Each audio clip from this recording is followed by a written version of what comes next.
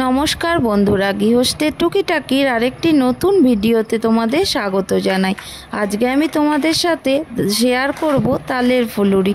তার জন্য দেখো আমি একটা বড় পাড়া তাল নিয়ে নিয়েছি এবং তালটা যাতে নরম হয় তার জন্য মাটিতে ঠুকে নেব কয়েকবার। তারপর এটার চারিদিক থেকে খোলাটা আমি ছাড়িয়ে নেব।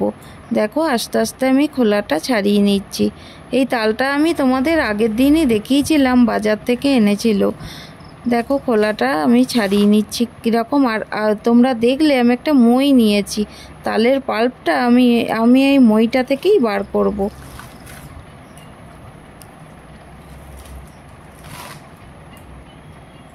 দেখো তালের খোলাটা পুরো ছাড়িয়ে নিয়েছি। এরপর আমি মইটা থেকে তালের পাল্পটা বার করে নেব। এই মইয়ে তালের পাল্প বার করার একটা সুবিধা হচ্ছে ছিবড়েগুলো একদম আসে না। দেখো শুধু পাল্পটা কি সুন্দর বেরিয়ে এসেছে, আর একটা তাল থেকে অনেকটা পাল্প বেরিয়েছে। এরপর একটা বড় পাত্রের মধ্যে আমি পাল্পটাকে নিয়ে নিলাম। পাল্পটা নেওয়ার পর ওর মধ্যে আমি কি মেশাই দেখো, 1 কাপ সুজি আর 1 কাপ চিনি, এই দুটো মিশিয়ে আমি খুব ভালো করে ফেটাবো।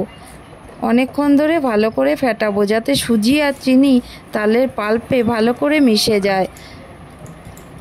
আর এই ফেটানো হয়ে গেলে আমি এটাকে ঢাকা দিয়ে 1 ঘন্টা রেখে দেবো যাতে সুজিটা ভালো করে ফুলে ওঠে।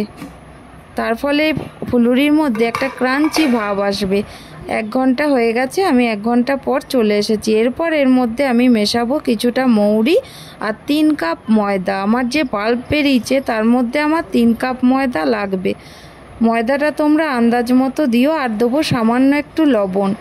ময়দা বেশি হয়ে গেলেও কিন্তু আবার শক্ত ভাব চলে আসবে, তাই ময়দাটা তোমরা তোমাদের পাল্প যতটা থাকবে সেই অনুযায়ী বুঝে দিও। আমার পাল্প অনুযায়ী আমি 3 কাপ ময়দা দিয়েছি। ময়দাটাও মেশানোর সময়ও আমি আর একবার ভালো করে ফেটিয়ে নেব। আর ঘনত্বটা দেখো কেমন হবে আমি দেখিয়ে দিচ্ছি। খুব পাতলাও না আবার খুব টাইটও নয়। দেখো এরপর তেল গরম করে এখানে আমি সানফ্লাওয়ার অয়েল নিয়েছি। গরম হয়ে গেলে গ্যাসের আঁচটা কমিয়ে আস্তে আস্তে ফুলুরিগুলো ছেড়ে দেবো। দেখো কি সুন্দর ফুলে ফুলে উঠেছে।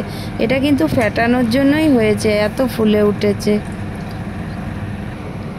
একসঙ্গে অনেক দিলে কিন্তু লেগে যাবে, তাই আমি অল্প কয়েকটা করে দিয়ে বারে বারে ভেজে নেব। তেলে দেওয়ার কিছুক্ষণের মধ্যেই দেখবে ফুলে উঠেছে। দেখো আবার কি সুন্দর ফুলে উঠেছে। হালকা লাল রং ধরলেই আমি কিন্তু ফুলুরিগুলো তুলে নেব। বেশি ডিপ লাল করে ভাজলে ফুলুরিটা যখন তুলবো পুড়ে যাওয়ার ভয় থাকবে। সেই জন্য হালকা লাল রংটা ধরলেই আমি কিন্তু ফুলুরিটা তুলে নেব। দেখো তুলে নিয়েছি। এইভাবে আমি 4-5 ধাপে সমস্ত ফুলুরিটাই ভেজে নেব। আমার চ্যানেলটা যদি তোমাদের ভালো লেগে থাকে প্লিজ লাইক দিয়ে সাবস্ক্রাইব করে তোমরা আমার পাশে থেকো।